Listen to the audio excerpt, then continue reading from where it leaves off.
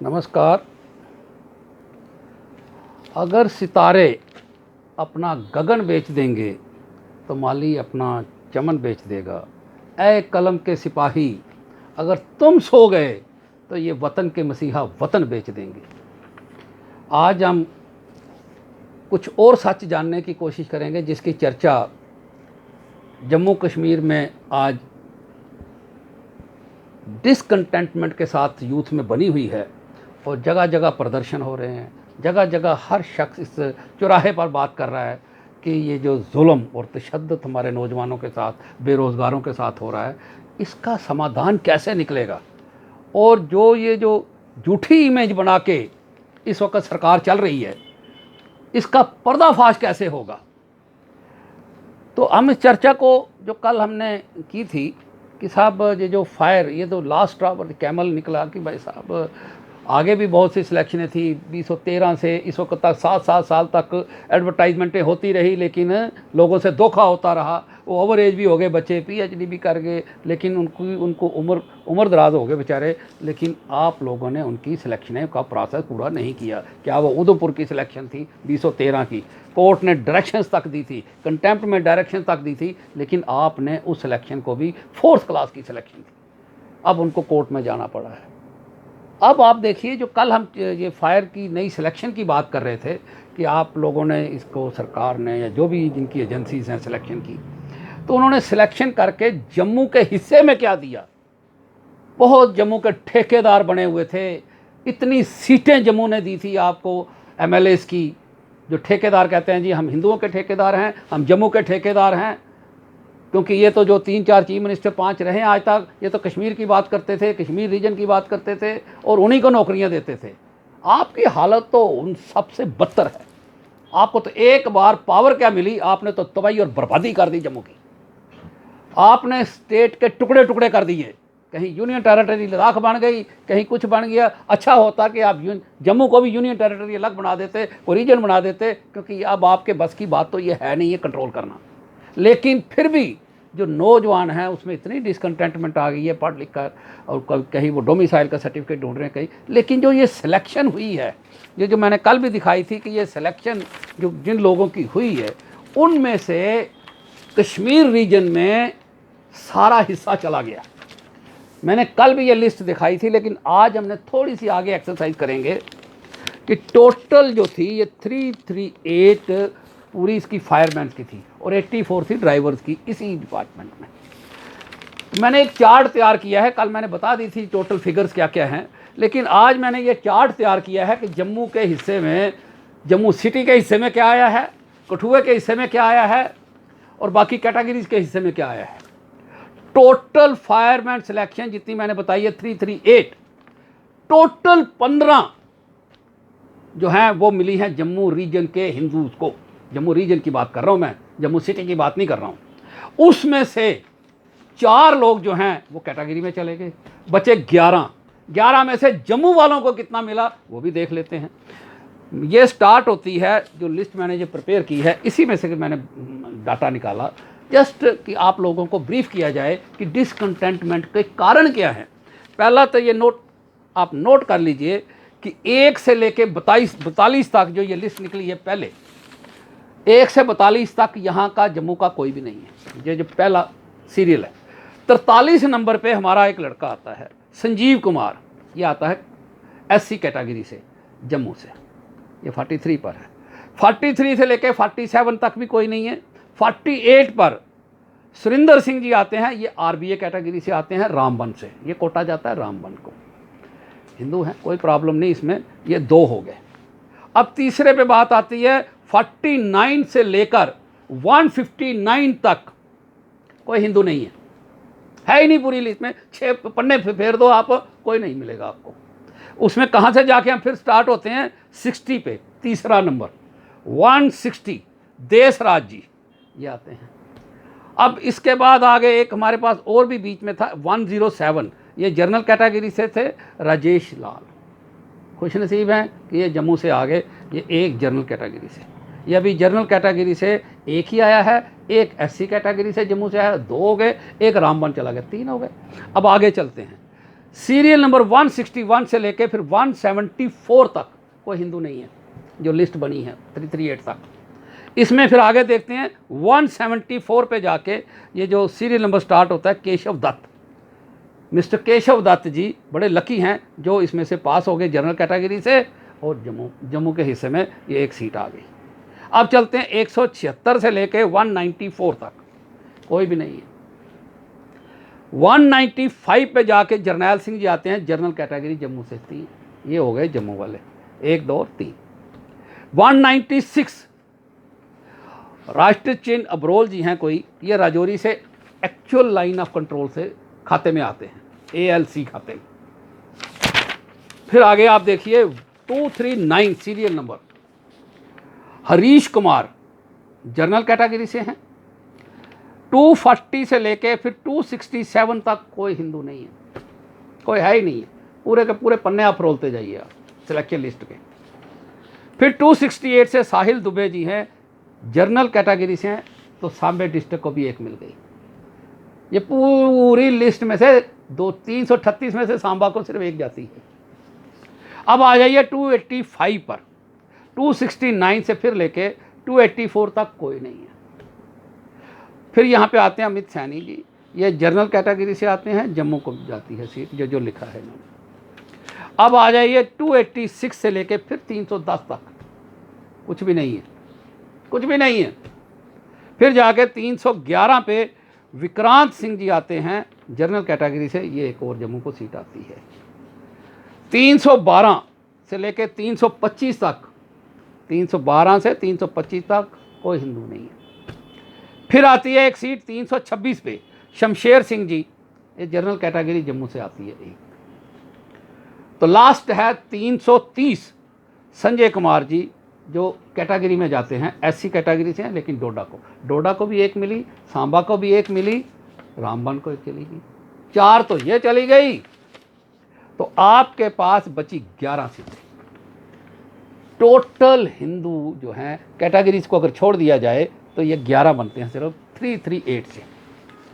तो जो ठेकेदार हैं आज आप उनसे सवाल पूछते हैं कि साहब आपने ये अपीजमेंट पॉलिसी इतनी बड़ी क्यों अडॉप्ट की, कि जबकि आपने वोटें ये कह कर ली थी कि हम जम्मू को देखभाल करेंगे, जम्मू की ये हो जाएगा, इतनी बड़ी बड़ी लच्छेदार बातें की। चलिए वहाँ तक भी ठीक है, वोटें लिए हुकूमत बनाई, हुकूमत भी आपने सीटें आपके पास इतनी थी, आपने शेयर जब किया तो सारे के सारे आपने चीफ मिनिस्टर एग्री कर लिया 6 के 6 साल टर्म जो है PDP रहेगी, ये आपने एग्री किया। लेकिन आपके पास सीटें ज़्यादा थी, आपने इतना भी उस वक़्त बार्गेनिंग नहीं की कि 3-3 साल दोनों रहें। चलिए वो किस्सा भी ख़त्म हो गया। लेकिन ये बात तो जम्मू वालों का क्या कसूर है कि साहब दोनों सीटें आपको पार्लियामेंट की भी भारतीय जनता पार्टी को दी इन्होंने। भारतीय जनता पार्टी ने वापसी में क्या दिया लोगों को, ये 11 सीटें 338 में से, और आप ठेकेदार बनते हैं। आप कहते हैं हम ठेकेदार हैं जम्मू के, आप कहते हैं हम हिंदुओं के ठेकेदार हैं। क्या ठेकेदारी कर रहे हैं आप, क्या ठेकेदारी कर रहे हैं आप? बच्चों का कैरियर तबाह हो गया। सिलेक्शनें सारी की सारी जो हैं 2013 से आज तक नहीं हुई। मैंने कल भी जिक्र किया था कि साहब आप उन लोगों को देखिए जो 202 से कैजुअल लेबरर थे, अभी तक चीख चिल्ला रहे हैं कि हमें रेगुलराइज़ कीजिए। जिनसे 1 कनाल ज़मीन ली आपने, वायदे किए PHE की, भाई साहब हमने यहाँ पे वो पानी के लिए इंतज़ाम करना है, वाटर टैंक्स बनाने हैं, जो भी आप लोगों ने किया PHE वालों ने, तो उन बच्चों से भी धोखाधड़ी की आपने। अब वो भी मुकदमा लेके कोर्ट में गए हैं। अब मुकदमा का फैसला होगा, ये देखना बाकी है कितनी हम जदोजहद कोर्ट के अंदर कर सकते हैं। फिर कोर्ट से जब होगा तो आपके साथ सरकार के साथ फिर जदोजहद कर। लोगों को, जम्मू के लोगों को तो आपने मुकदमेबाजी में डाल दिया, या इधर लगा दिया या उधर लगा दिया, मिला उनके पल्ले कुछ भी नहीं पड़ा। ये हालत है इन सिलेक्शंस की। अब दूसरी एक और बात आते हैं कि साहब आप इस वक्त तक एक जो नया तोहफा परसों से चल रहा है, आपने एक्सटेंड किए 10 लॉस जम्मू कश्मीर में, अडेप्टेशन लॉस के तहत, रीऑर्गेनाइजेशन एक्ट के तहत। एक फ़ायदा जम्मू को आपने एक और दे दिया, इतना बड़ा फ़ायदा दिया कि सारी ज़िंदगी जम्मू के लोग रोते रहेंगे, सारी ज़िंदगी कि आपसे पाला हमने क्यों डाला, आपको हमने वोट क्यों दिया, ये आपको पूछेंगे। आप प्रॉपर्टी टैक्स, यहाँ पे आमदन आ गई नहीं है, बेरोज़गारी की मैंने हालत आपको बताई। तो आगे जो अपने घरों में रह रहे हैं, पैसे उनके अपने हैं, ज़मीनें उनकी अपनी हैं, मकान उनके अपने हैं, रिहायशी मकान उनके अपने हैं, आप टैक्स लेंगे सालाना उनसे। वही सब अब उन्होंने एक्सटेंड कर दिया है, अब म्यूनसिपैलिटियाँ के जाके हमको रिटर्नें भरनी पड़ेगी। ये लिखा है कि आप रिटर्न भरिए। मैं सिर्फ एक पैरा पढ़ूंगा, बाकी अभी मैं छोड़ दूंगा, चर्चा हम जारी रखेंगे। लेकिन इसमें एक पैरा मैं पढ़ना चाहूँगा कि साहब आपने ये जुल्म और तशद्दुद क्यों किया।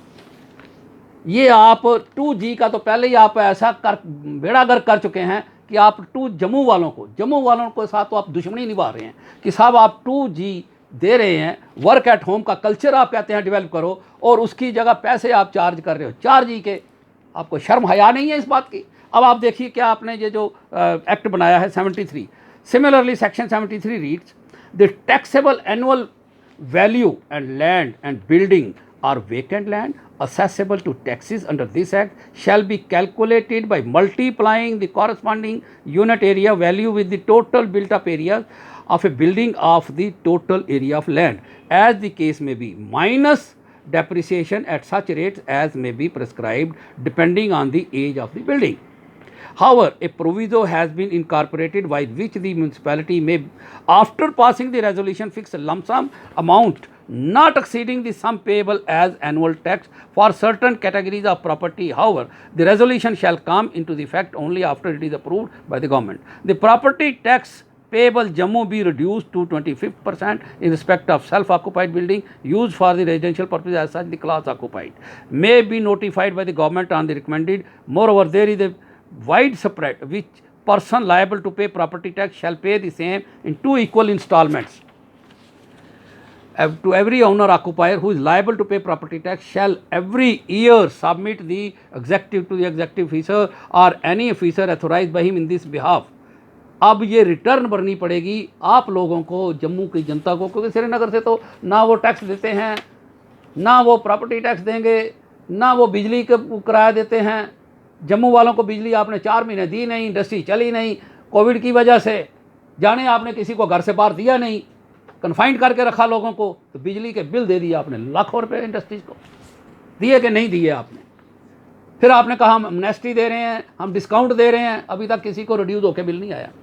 मैं चेक कर रहा था किसी को आया, अभी तक किसी इंडस्ट्री वाले को नहीं आया कि साहब आपको डिस्काउंट क्या दे रहे हैं, 50% डिस्काउंट दे रहे हैं आपको तो पूरे का पूरा 4 महीने का माफ़ करना चाहिए। ये ठगबाजी नहीं तो क्या है। बिजली आपने दी नहीं, किसी ने यूज़ की नहीं, कोविड के पीरियड में किसी की कोई इंडस्ट्री चली, आपने घर से बाहर नहीं किसी को निकलने दिया, तो आपने ये क्या किया।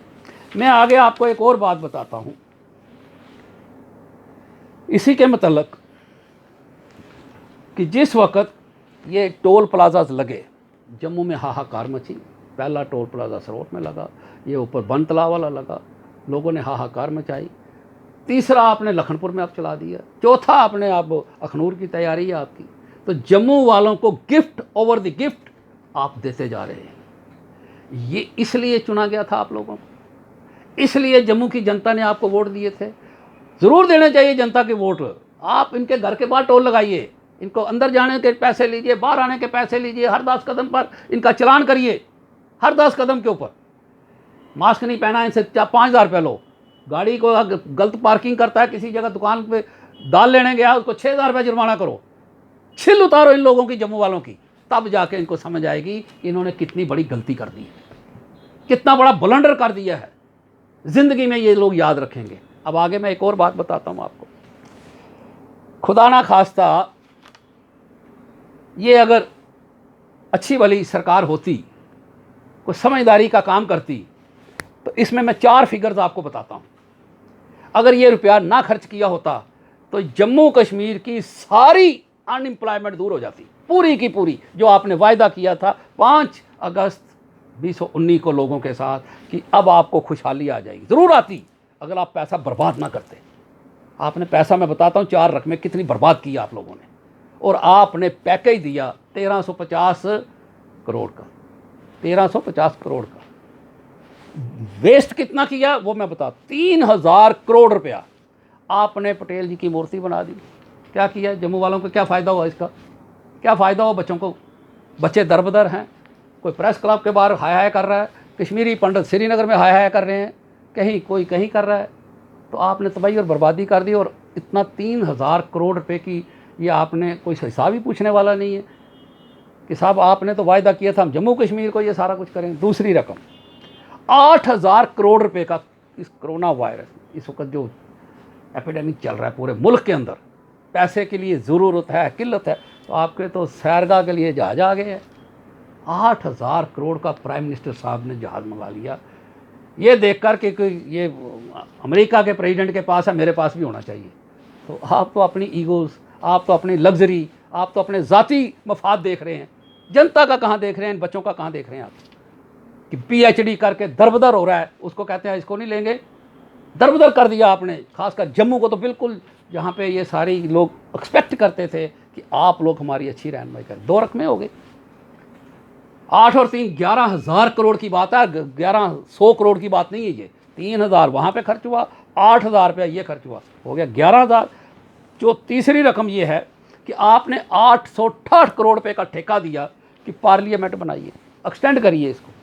इतनी खूबसूरत ऑलरेडी बनी हुई है, वहाँ पे आप माइक चलाते हैं, वहाँ पे आप किसी को बोलने नहीं देते हैं, वहाँ पे आप कोई जो इलेक्ट्रॉनिक सिस्टम से वोटिंग नहीं करते हैं, आपने गलमे पकड़ने हैं, उठा उठा के आपको मार्शल ने बाहर फेंकना है। तो ये तो थोड़े से पैसे में भी हो जाता है, जितना बना हुआ है इतना काफ़ी है आपकी कुश्ती के लिए, काफ़ी नहीं है आपकी कुश्ती के लिए।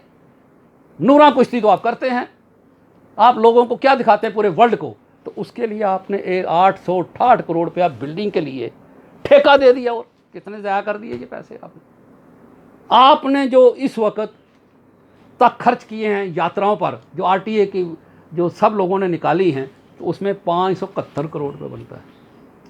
टोटल अगर ये मारेंगे तो ये बनता है आपका 12,439 करोड़ रुपया, 12,439 करोड़ रुपया।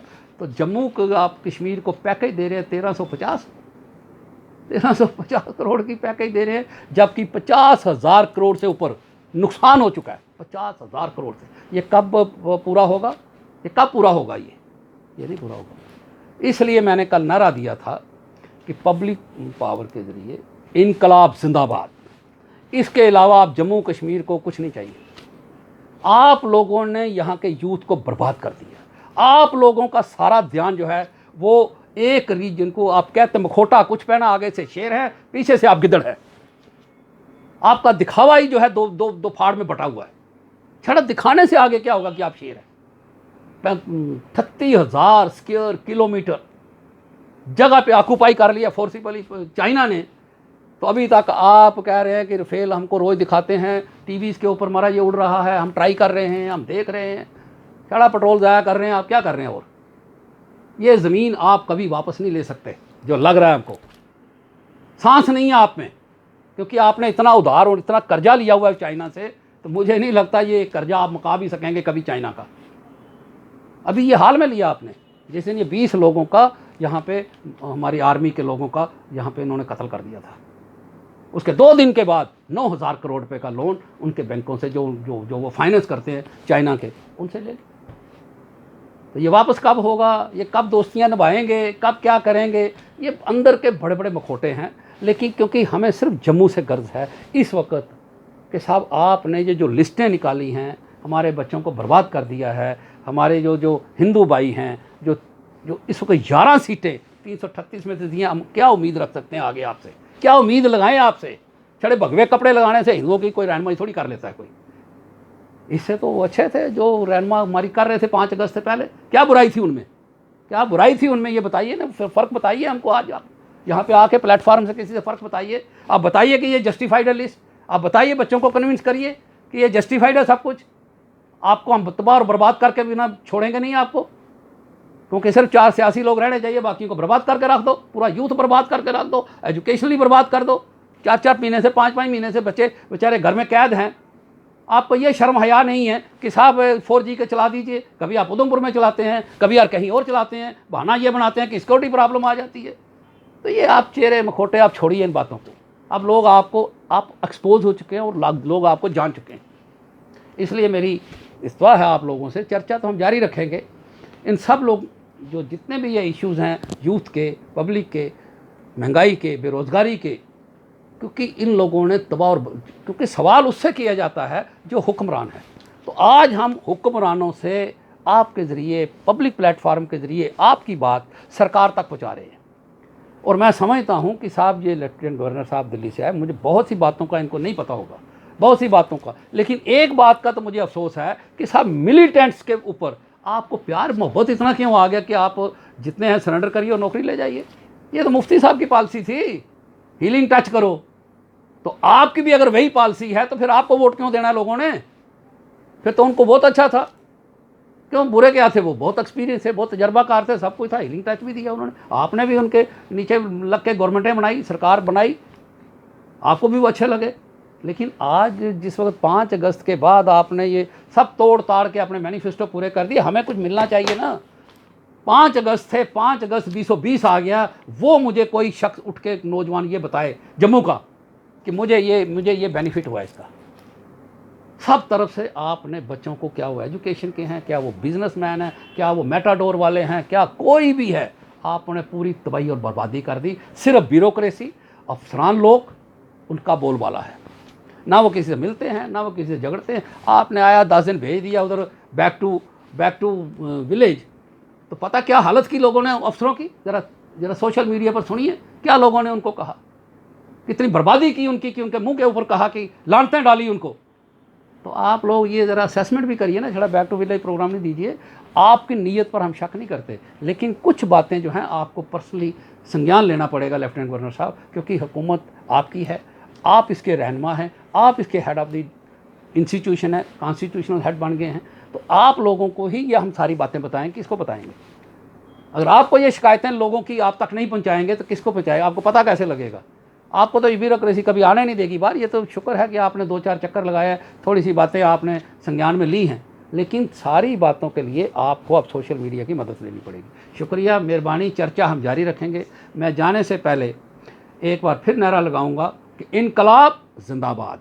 तो आप लोग शेयर का बटन दबाइए, लाइक का बटन दबाइए, और हम आपके साथ चर्चा जारी रखेंगे कल भी।